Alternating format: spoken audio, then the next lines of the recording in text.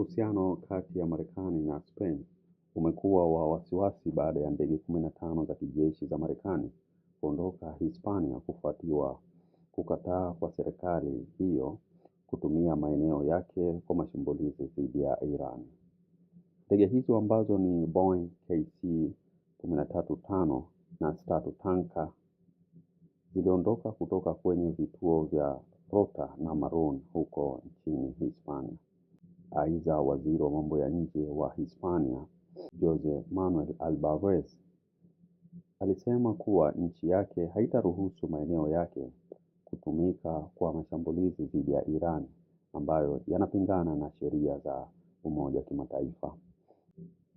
Halikadhalika, Waziri Mkuu Pedro Sanchez amekemea vikali mashambulizi hayo kama ukiukaji wa sheria za Umoja wa Mataifa.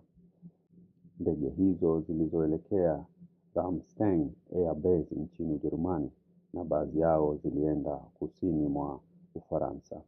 Sambamba na hayo, waziri wa ulinzi Margarita Robles amesema kuwa ndege hizo zilikuwa sehemu ya kikosi cha kudumu cha Marekani nchini Hispania na kuondoka kwao ni mabadiliko makubwa ya kimkakati kwa Pentagon. Bwana, hizi ni taarifa ambazo nimekusogezea kutoka hapa Zantime. Usisahau kusubscribe, kushare, kulike, kucomment channel yetu ya Zantime. Hadi muda mwingine, bye bye.